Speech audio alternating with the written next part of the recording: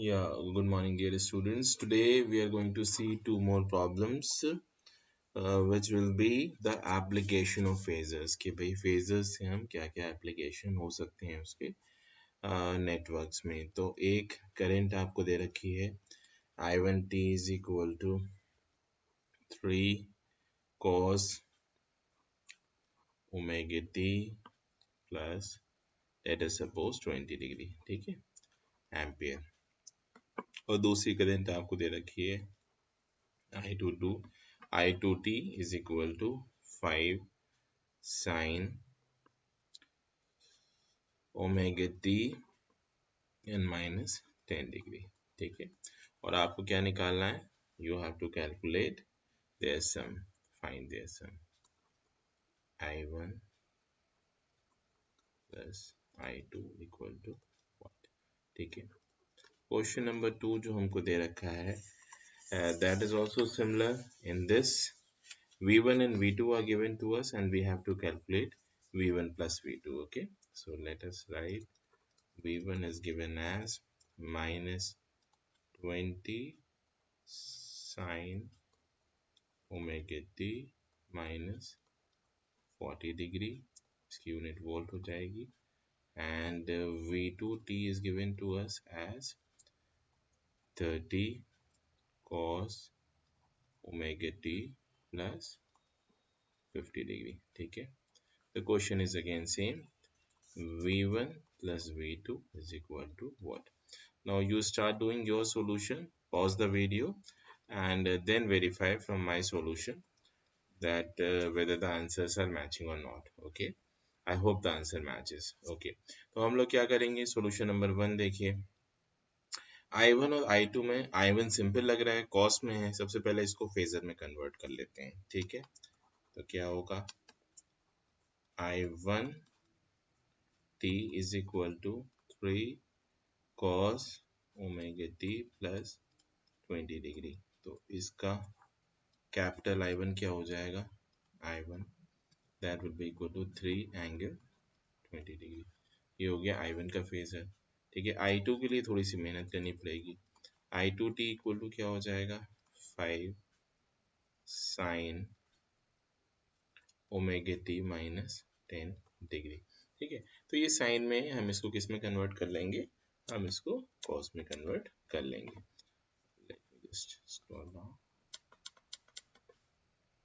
Okay, give me a moment. Okay.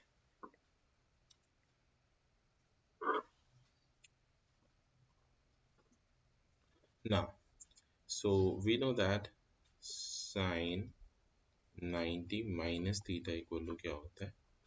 cos theta. ठीक है, अब देखो अगर आप इस कंसेप्ट का यूज करोगे then a minus sign will come, so that will not be the solution. We don't want that. Okay, so what we'll do, we'll use alternative formula. Okay, just a moment. देखो क्या होगा? sin theta minus 90 minus का equal to cos of theta. So that theta sin theta minus 90 will come out to be like this. Okay, so we'll use this formula, will not work for us. We will use this formula, sin theta plus 90 equal to कितना होगा? cos theta. Why? Because we are in second quadrant right now. This implies that we are in second quadrant. So this we will do. Okay, we will apply this formula. This formula we will apply and we will convert this particular term into cosine. How it will look like? Have a look at that. Sin omega t minus 10 plus theta करना है तो पहले minus 90 करो, plus 90 करो और इसको ऐसे लिख लो I1. कोई फर्क नहीं पड़ेगा. ठीक है, so this is I2. Okay, so it will look like 5. अभी किस में हो जाएगा? sin theta, this becomes theta plus 90 is cos theta, is cos of theta omega t minus 100.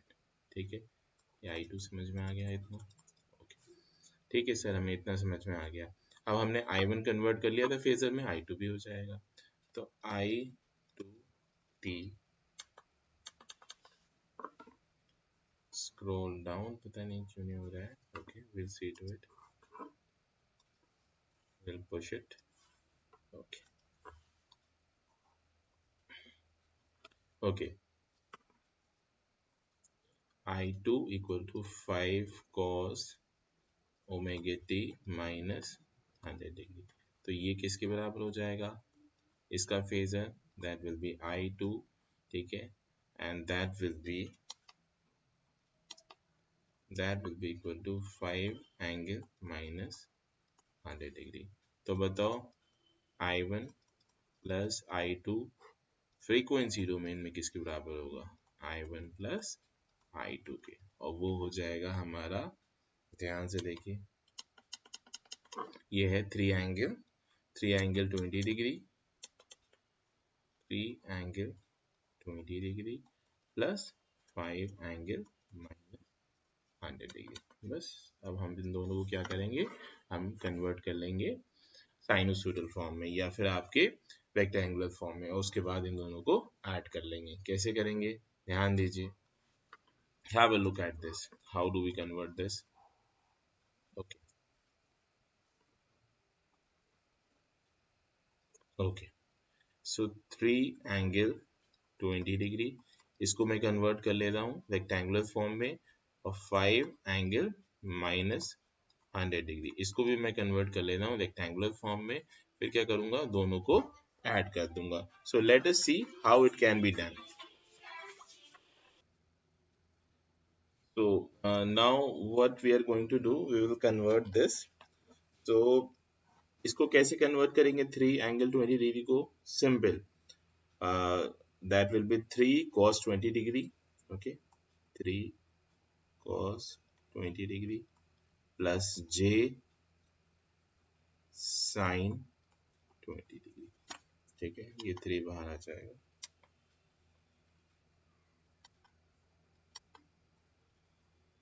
3, this will come out to be, जब आप इसको solve करोगे, this will come out to be, use your calculator, 2.81 plus 1.02 j. ये मैंने random questions लिए हैं, इसीलिए values थोड़ी अजीब सी आ रही हैं.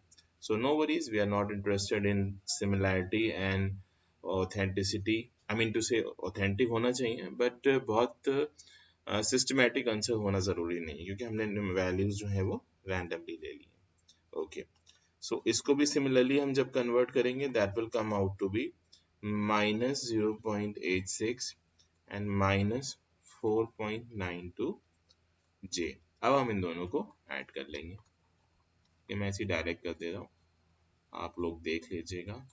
That will come out to be I1 plus I2 will be equal to, तो दिस जो कॉम्प्लेक्स पार्ट है उसको हम एक साथ लेंगे. So that will come out to be -3.9 J. जो रियल पार्ट है उसको हम एक साथ लेंगे, and that will come out to be 1.95. ठीक है, अब ये कौन से फॉर्म में आ गया, रेक्टेंगुलर फॉर्म में आ गया. अब चाहो हम तो इसको वापस फिर सिमिलर प्रोसेस का यूज करके आप इसको कन्वर्ट कर लोगे. इसको हम आई नेट मान ले रहे हैं, इसको हम पोलर फॉर्म में कन्वर्ट कर लेंगे. Let us see how we can do that.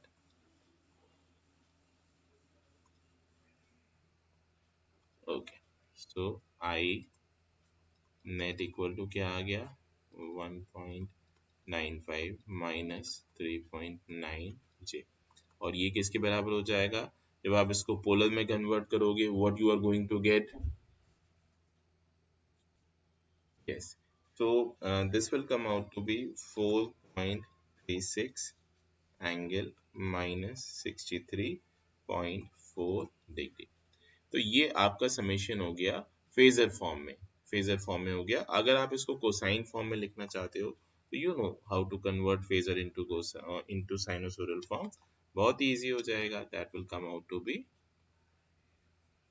4.36 cos omega T -63.4 degree. ये ampere. So this is the answer. This is the final answer that we are going to get. Let us see the second problem. What was the second problem? We'll try to solve the second problem also. I'm writing it down and solving it. Alright, so this is the second problem. I have rewritten that problem one more time. And what we are going to do, we are going to solve this problem.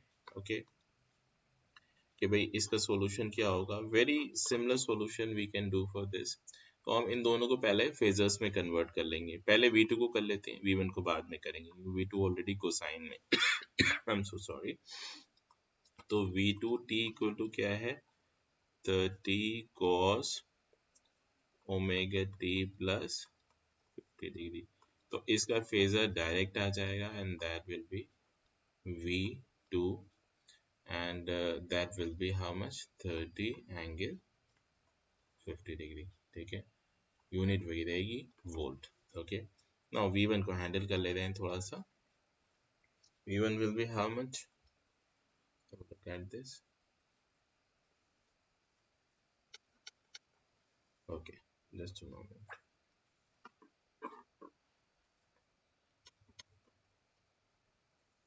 Okay, V1 is minus 20 sin omega t minus 40 degree. ठीक है, हमें minus sine theta को cos theta में convert करना है. तो sine theta minus 90 कितना होता है? Cos theta. यहाँ से माइनस कॉमन लो, वो बाहर आएगा तो वो इधर चला जाएगा. That means minus sine, I am so sorry, this was sin 90 minus theta. Okay, so once we are doing that, theta minus 90, the minus sign will come out and that will be this much. Okay, तो इसको आप convert करो similarly, तो कितना हो जाएगा? 20 cos omega t minus 40 degree, है ना, and plus 90 degree. So this will come out to be 20 cos omega t plus 50 degree. So this is going to give us the phasor number 2. So is it okay? Have a look at this. ये V1 किसके बराबर हो जाएगा? V1 will be transformed to capital V1 and that will be equal to how much? 20 angle 50 degree. Okay, V1 पता चल गया, V2 पता चल गया. अब हम क्या करेंगे? इन दोनों को ऐड कर लेंगे. Let us add them both. How do we get? What do we get? Have a look at this.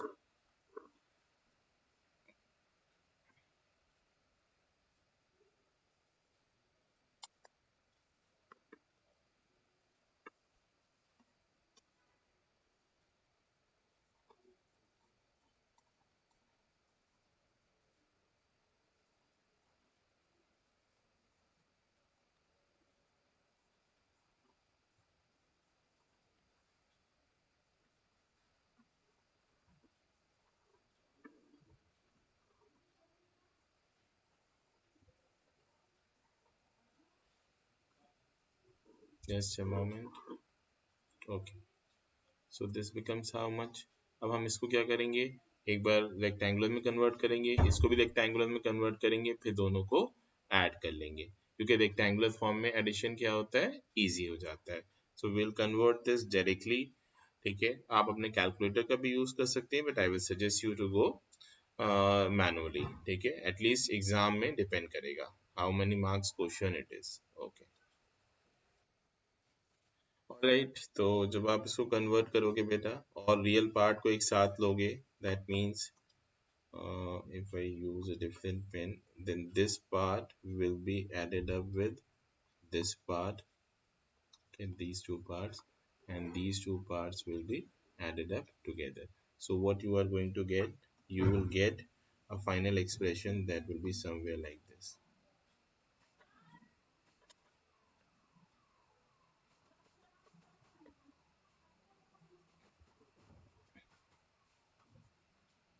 It will be somewhere something like this. I'm writing it directly. You please verify. 32.1 plus 38.3 J. So this is V1 plus V2 का phasor. अब हम इसको क्या करेंगे, हम इसको convert करेंगे वापस पोलर फॉर्म में, ताकि हम साइनोसॉइडल फॉर्म में आ सके। एक चीज यहाँ पे पॉइंट आउट करने वाली बेटा और है, जब आप इसको वापस कन्वर्ट करोगे फेजर में, I mean to say polar form में, you will get a answer which will be something like this, 50 angle 50 degree. इससे हमें ये पता चलता है अगर दो फेजर्स हैं और वो पोलर फॉर्म में और एंगल की वैल्यू बराबर है, एंगल की वैल्यू बराबर है, तो आप उनके मैग्नीट्यूड्स को डायरेक्टली ऐड कर सकते हो, है ना। अगर आप ग्राफिकली सोचो तो ये दोनों जो हैं वो ऐसे आ रहे होंगे इस तरीके से, ये 30 आ रहा होगा, let us suppose, I mean to say ये एक ही जगह पे आ रहे होंगे, है ना, एक ही एंगल पे, एंगल बराबर है, इसलिए हम मैग्नीट्यूड को क्या कर सकते हैं, डायरेक्टली ऐड कर सकते हैं। तो दिस इज द आंसर। और इसको जब हम फाइनली कंक्लूड करेंगे, कन्वर्ट करेंगे हम इसमें साइनोसॉइडल फॉर्म में, and that will be how much, this will be 50 cos omega t plus,